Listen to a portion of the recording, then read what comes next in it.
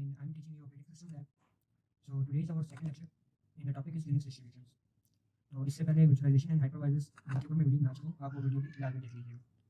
तो चलिए स्टार्ट करते हैं। बिस्मिल्लाहिर्रहमानिर्रहीम।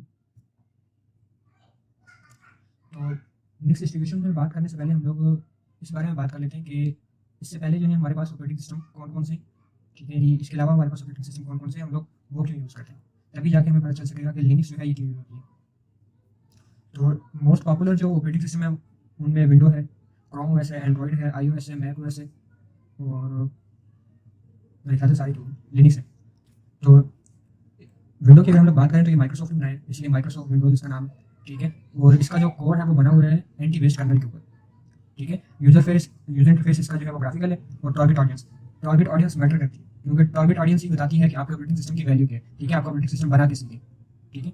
तो कोई भी ऑपरेटिंग सिस्टम ना भी हो, कोई भी प्रोग्राम हो, उसमें आपने टारगेट ऑडियंस को माइंड में रखना है। तो विंडो के पॉपुलर होने की वजह भी यही है कि इसकी टारगेट ऑडियंस जनरल यूजर्स है, बिजनेसेस है और गेमर्स है। इस वजह से विंडो जो है इतना पॉपुलर ऑपरेटिंग सिस्टम है, ठीक है। फीचर्स की बात करें तो ये वाइडली यूज होता है, हमारे घरों में यूज होता है, बिजनेस में यूज होता है। फिर इसके अलावा इसमें सॉफ्टवेयर और हार्डवेयर कंपैटिबिलिटी जो है वो काफ़ी ज़्यादा है, ठीक है। यानी माइक्रोसॉफ्ट विंडो जो है ये हार्डवेयर डिफरेंट टाइप के हार्डवेयर के साथ चल जाता है और उसके सॉफ्टवेयर काफ़ी ज़्यादा, ठीक है, आप डाउनलोड कर सकते हैं। फिर ये गेमिंग के लिए, गेमिंग की परफॉर्मेंस इसकी अच्छी होती है और प्रोडक्टिविटी के लिए यूज़ होता है, ठीक है। ऑफिस वगैरह, माइक्रोसॉफ्ट ऑफिस वगैरह हो गया या वीडियो एडिटिंग, ग्राफिक एडिटिंग वगैरह होगी, उसके लिए यूज़ होता है, ठीक है। और इसका जो लास्ट पॉइंट है इसके ऊपर मैं थोड़ा सा एक्सप्लेन भी करता हूँ कि frequent updates in strong support, ठीक है। अपडेट तो इसकी होती है, फ्रीक्वेंट होती है, लेकिन इसकी सपोर्ट जो है वो उस तरीके की नहीं जिस तरीके की लिनक्स की सपोर्ट है। हालांकि विंडो की अपनी माइक्रोसॉफ्ट की कम्युनिटी भी है, लेकिन वो उस लेवल की कम्युनिटी नहीं है जिस लेवल की लिनक्स की है, ठीक है। तो आगे चलते हैं हमारे पास।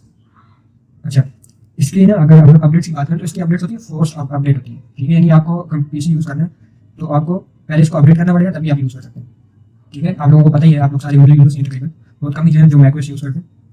तो मैक ओएस क्या है कि एप्पल का एक प्रोडक्ट है और ये किन के लिए बना है, क्रिएटिव लोग होते हैं उनके लिए बना है, डिजाइनर्स के लिए बना है, जो यूएक्स डिजाइनर्स होते हैं उनके लिए बना है और जनरल कंज्यूमर्स के लिए बना है, ठीक है। लेकिन लिनक्स जो है वो जनरल लोगों के लिए नहीं है।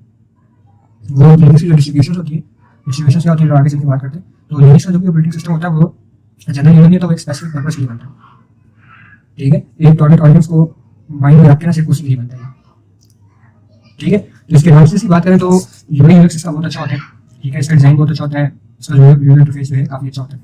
लेकिन इसका ये फीचर्स बता रहे हैं, लेकिन ये कंपनी जो है ना, कंपनी को चीज़ें बताती है, अपना जो डिफेक्ट होता है उसका फीचर के तौर के ऊपर रिप्रेजेंट करती है। इसका जो डिफेक्ट मैं कहूँ वो ये है कि ये एप्पल के हार्डवेयर के ऊपर चलता है, बाकी किसी हार्डवेयर के ऊपर नहीं चलता। जिस तरह विंडो है वो इंटेल के ऊपर भी चल जाती है, वो भी काफ़ी सारी जो होती है उनके ऊपर चल जाती है, डेल के ऊपर चल जाती है और काफ़ी सारे हार्डवेयर से उनके ऊपर चल जाती है। लेकिन ये जो एप्पल का जो मैक ओएस है ये सिर्फ मैक बुक्स के ऊपर चलता है या iMacs के ऊपर चलता है। और strong integration with Apple ecosystem, यानी अगर आपके पास आईफोन भी है, आईपैड भी है, तो मैक ओएस जो है उसके साथ उसकी इकोसिस्टम काफ़ी अच्छी बन जाती है। लेकिन ये भी जो है ना, मैं नहीं मानता कि सिर्फ इसी के पास ये फंक्शनलिटी है, लिनक्स में भी ऐसा पॉसिबल है। आप अपने मोबाइल है उसको आप एंड्रॉइड से कंट्रोल कर सकते हैं, ठीक है। सिक्योर है और रिलेटिवली स्टेबल है। अब जितनी फंक्शनलिटीज आपने यहाँ पे इसके की फीचर्स पढ़े ना, ये सारी लिनक्स में अवेलेबल है, सिवाय एक कि वो हार्डवेयर डिपेंडेंट नहीं है, वो मोबाइल के अंदर भी इंस्टॉल हो जाता है, लैपटॉप के अंदर भी इंस्टॉल हो जाता है, ठीक है। किसी भी लैपटॉप के अंदर इंस्टॉल हो जाती है लिनक्स, किसी भी पीसी के अंदर इंस्टॉल हो जाती है, चाहे बेशक वो जितना मर्जी और हो। उस अगर आप और पीसी के अंदर भी वो करते हैं ना, फॉर एग्जाम्पल आपने पेंटियम 4 के अंदर आपने लिनक्स इंस्टॉल कर लिए, तो वहाँ पे भी आपको बहुत अच्छी सपोर्ट देगा। रेड हैट की कुछ डिस्ट्रीब्यूशंस ऐसी हैं जो पेंटियम 4 के ऊपर आराम से स्टेबल चला देती है, ठीक है।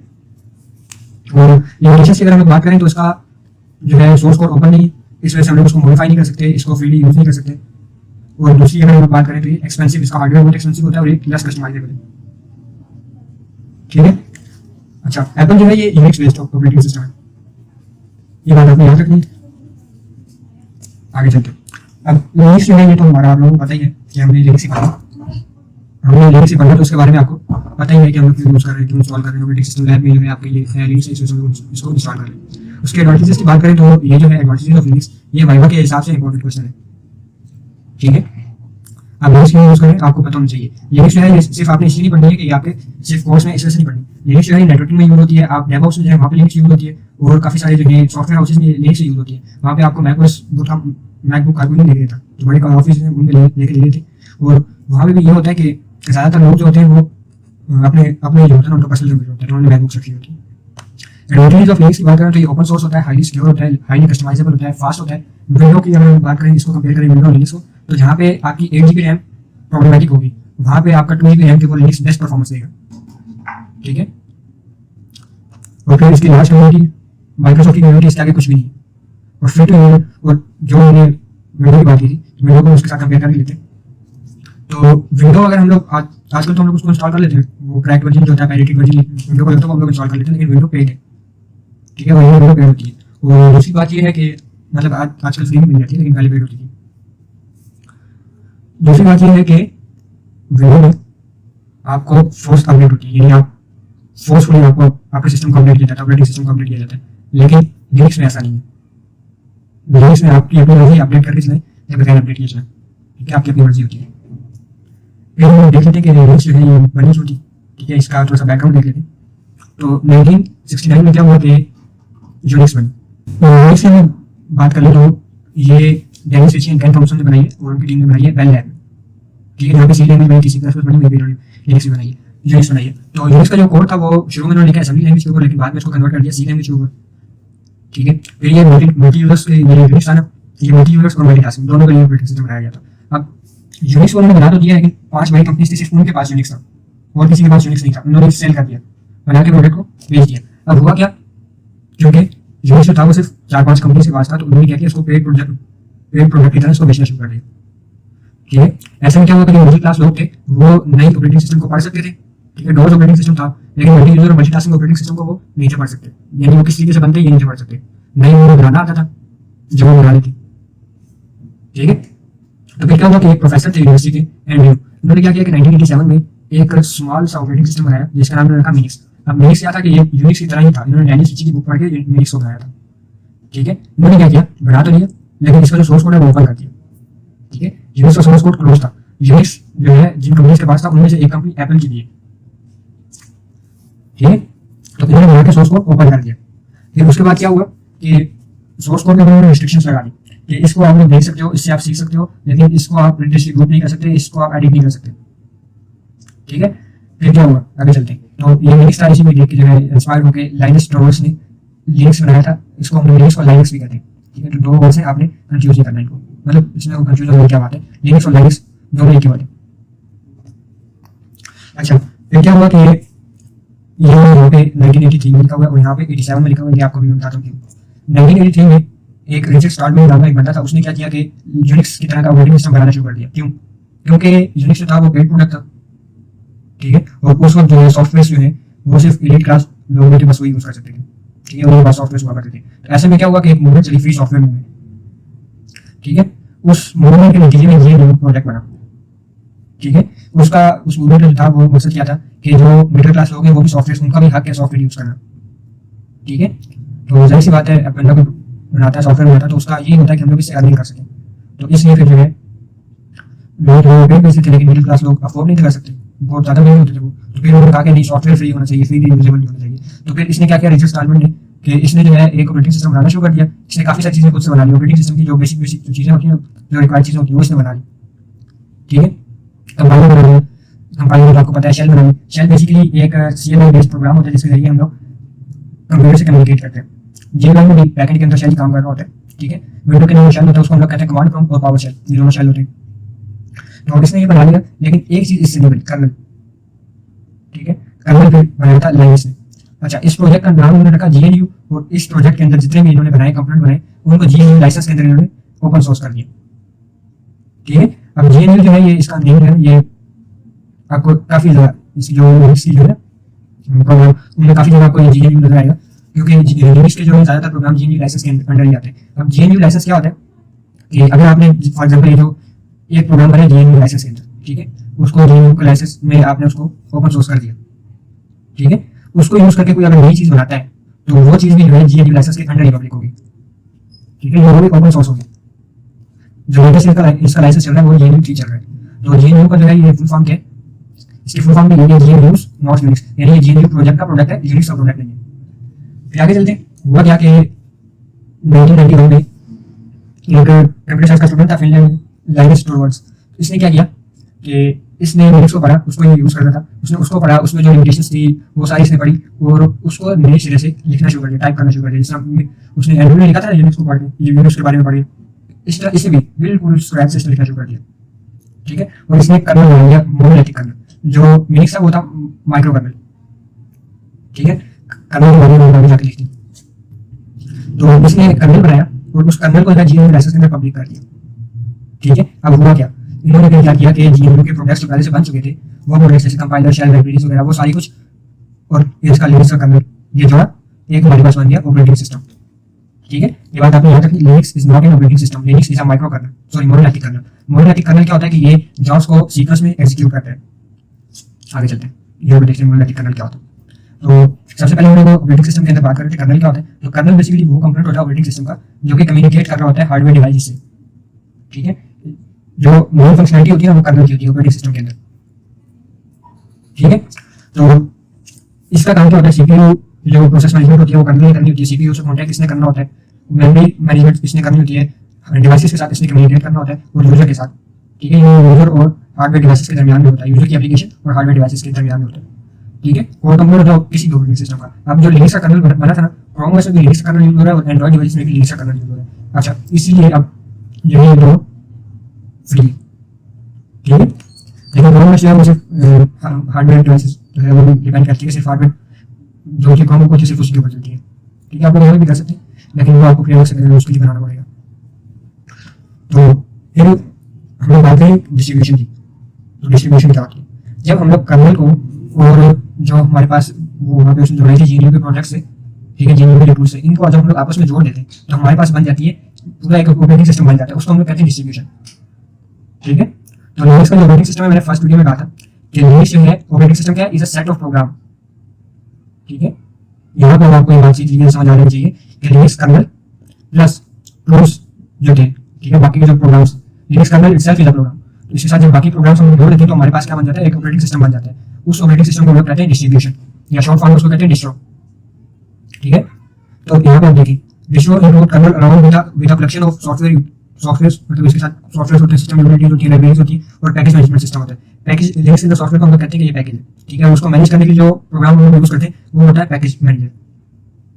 ठीक है, इसलिए होता है कि हम लोग इसको ऑपरेटिंग सिस्टम को फंक्शनल बना सकें, यूजर फ्रेंडली बना सकें।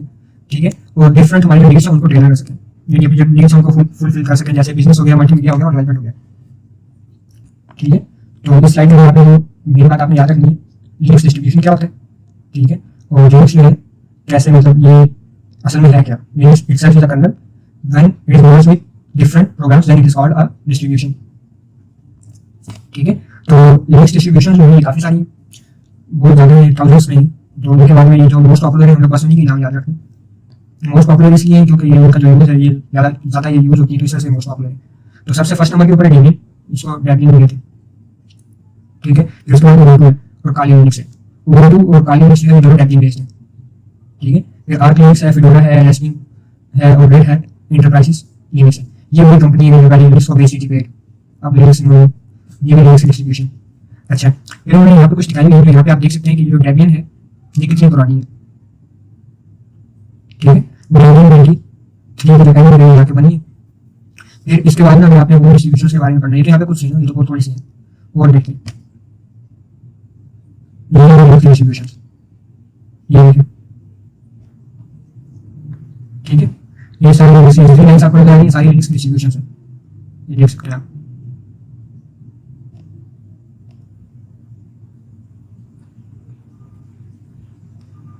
ठीक है, तो डेबियन के अंदर एक अंदाजे के मुताबिक ये 600 से ज़्यादा है। ठीक है, नौ डिस्ट्रीब्यूशन है, कुछ तभी अनलॉन्च नहीं है। अच्छा, फिर यहाँ पे लिखा हुआ है मैप को पढ़ना कैसे, मैं यहाँ पे आपको बता देता हूँ।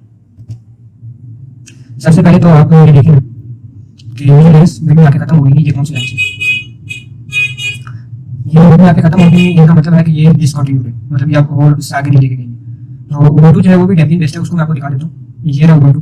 ठीक है, और उबुंटू के ऊपर आप देख लें कितनी ज़्यादा बन चुकी है। जोइन वर्स है, रिसेंट वर्स है, उबुंटू जीनोम है, एल उबुंटू है। फिर यहाँ पर नीचे देख सकते हैं आप उबुंटू स्टूडियो है, उबुंटू स्टूडियो में आगे जाके देखते हैं। ठीक है, फिर ये एक्स उबुंटू है, अब एन उबुंटू है, गो उबुंटू है, एडो उबुंटू है। ठीक है, के उबुंटू है, ये के उबुंटू। ठीक है, और इसके अंदर ना उबुंटू बेस्ड अगर डिस्ट्रीब्यूशन की बात करें और जो मैंने पर्सनली यूज़ किया हुआ है, डेस्कटॉप एनवायरनमेंट इसका सबसे अच्छा है। तो अगर रेटिंग की बात करें, अगर रेट करूँ तो फर्स्ट नंबर पे है डीपी, जो कि देखिए नहीं पता यहाँ पे होता डीपी, ये भी होगा। तो ये डीपी बस इसका डेस्कटॉप एनवायरनमेंट बहुत अच्छा है। ठीक है। उसके बाद के उबंटू में आप कस्टमाइजेशन कर सकते हैं। डेबियन में कस्टमाइजेशन बहुत कम होती है, लेकिन डेबियन पहले से काफ़ी ज़्यादा अच्छा ऑपरेटिंग सिस्टम है डेस्कटॉप एनवायरनमेंट के हिसाब से। चलते हैं इसकी तरफ। तो हम लोगों ने इस कोर्स के लिए डाउनलोड करना है उबंटू, तो आप लोग उबंटू में यहाँ से डाउनलोड कर सकते हैं। ठीक है, अगर आपको पास स्लाइड में अगर आपने ऐसे डाउनलोड करना है तो ubuntu.com/download के ऊपर चलिए।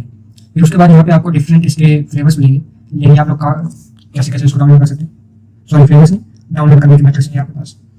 आप चाहे तो सर्वर में डाउनलोड कर सकते हैं, क्लाउड में कर सकते हैं, या आप उबंटू कोड कर सकते हैं।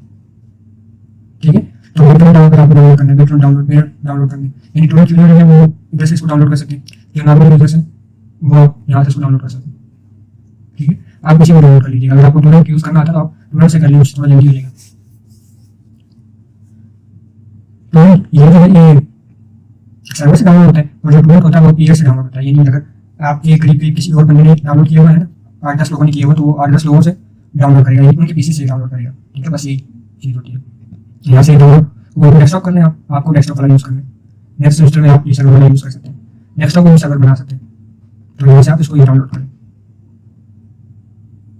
ठीक है, तो डाउनलोडिंग स्टार्ट हो जाएगी, तो आप यहाँ पे क्लिक करें, डाउनलोडिंग स्टार्ट हो जाएगी। ये देखिए स्टार्ट हो गई। अच्छा, फिर इसके बारे में हम लोग और थोड़ा सा पढ़ लेते हैं उबंटू के बारे में। उबंटू के आते हैं काफ़ी सारे फ्लेवर्स। अब वो फ्लेवर्स जो है उनके बारे में देख लेते हैं। ये किस लिए होता है? एजुकेशन के लिए। इसमें आपको काफ़ी सारे बोर्ड्स हैं, से एजुकेशन से रिलेटेड बने बनाए मिल जाते हैं। तो ये क्या बोर्ड है, ये पर्सनल यूज़ किया हुआ, लेकिन इसकी जो है क्योंकि स्पेक्स थोड़ा सा अच्छी चाहिए थी, तो मैंने इसको कस्टमाइज़ करके लिनक्स मिंट को कस्टमाइज़ करके उसमें केडी इंस्टॉल किया, और फिर लिनक्स मिंट को केडी के साथ यूज़ करना शुरू कर दिया। ठीक है, तो इससे आपको काफ़ी सारे टूल्स मिल जाते हैं पहले से।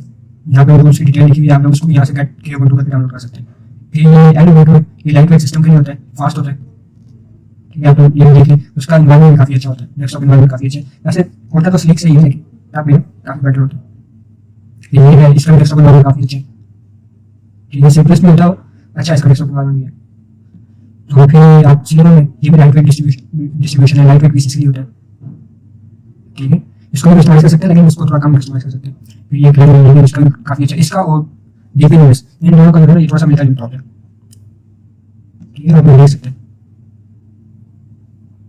फिर है, ये लाइट वेट है। ठीक है, ये स्टेबल नहीं टूल्स, ये जो मुझे मतलब है लाइट वेट है और साथ में टूल्स भी है। फिर उसके बाद नीचे है उबंटू स्टूडियो। अब ये हमें स्टोरी बताता है कि डिस्ट्रीब्यूशन इतनी ज़्यादा क्यों। एक वो ऊपर एजुकेशन के लिए था और एक ही स्टूडियो के लिए। अब ये जो है ना, ये देखिए लिनक्स डिस्ट्रीब्यूशन इतनी ज़्यादा, इस वजह से एक तो उसको कस्टमाइज करना आसान है, कोई भी आप लोग घर से बैठे ऑपरेटिंग सिस्टम बना सकते हैं लिनक्स बेस्ड। ठीक है, आपने क्या करना है, बस टूल्स को तो आपने डाउनलोड करना है। ठीक है, आपका ऑपरेटिंग सिस्टम क्या। तो इसमें क्या है कि इसमें प्रोडक्टिविटी टूल्स हैं, वीडियो एडिटर्स के लिए, ग्राफिक डिजाइनर्स के लिए, म्यूजिशियंस के लिए, फोटोग्राफर्स के लिए, ऑडियो इंजीनियर के लिए, ठीक है, स्ट्रीमर्स के लिए। ठीक है, काफ़ी सारे आपको टूल्स इसमें मिल जाती है, लेकिन पहले से मतलब इंस्टॉल मिल जाती है। आप लोग ऐसे लगा सकते हैं कि कितने एडवांस टूल इसमें आपको पहले से मिल रहे हैं। फिर उसके बाद वोबिलिटी, इसके बारे में आप लोग पढ़ें। ठीक है, ये भी बहुत ब्यूटीफुल डेस्कटॉप एनवायरनमेंट है इसका, वही एक्स कंपनी भी लाइट वेट है। तो असल में इतनी ज़्यादा होने की जो वजह है वो यही है कि एक तो कस्टमाइज करना आसान है, हर बंदा कहता है कि मेरा अपना डेस्कटॉप एनवायरनमेंट, मेरा अपना ऑपरेटिंग सिस्टम हो, ठीक है, उसका ये डेस्कटॉप एनवायरनमेंट हो। और दूसरी बात ये है कि आप कस्टमाइज कर सकते हैं ना, तो हर दफ़ा आपको डाउनलोड करने कस्टमाइज करने की जरूरत नहीं पड़ी, इस वजह से आप लोग बना के रख लेते हैं, कस्टमाइज करके रख लेते हैं, मुझे चाहिए होगा मैं डाउनलोड कर लूँगा। ठीक है, इस वजह से। अच्छा, जो केबल को हमने देखा ना, उसकी जो है उसको कस्टमाइज करके एक और डेस्कटॉप एनवायरनमेंट मतलब उन्होंने ऑपरेटिंग सिस्टम बनाया था, उसको हम कहते हैं विंडोज। ठीक है, ये क्या इसकी अपीयरेंस है विंडो 10 और विंडो 11 की, आप लोग इसको डाउनलोड कर सकते हैं, इसको डाउनलोड करके यूज करें। इसमें है क्या, मैं आपको ये चीज़ बताऊँ, केबल है ना, केबल के अंदर उन्होंने थीम इंस्टॉल की है विंडो की, केबल के अंदर एप्पल की भी थीम हो जाती है, मैकओएस की भी थीम हो जाती है। ठीक है, डिफरेंट ये है विंडो 11 की तरह, बस सिर्फ ये जो मैं यूज़ कर रहा हूँ ना वो लिनक्स मिंट है, और उसके अंदर मैंने थीम इंस्टॉल की है विंडो में। आप लोग चाहें तो एप्पल की भी कर सकते हैं, एप्पल की जो आपको बना मिल जाएगा वो होता है क्यूबफिश ओएस। ये भी कुछ नहीं है, वो भी डिस्ट्रीब्यूशन है, लेकिन ये है दिखने में मैकओएस की तरह। ये देखें,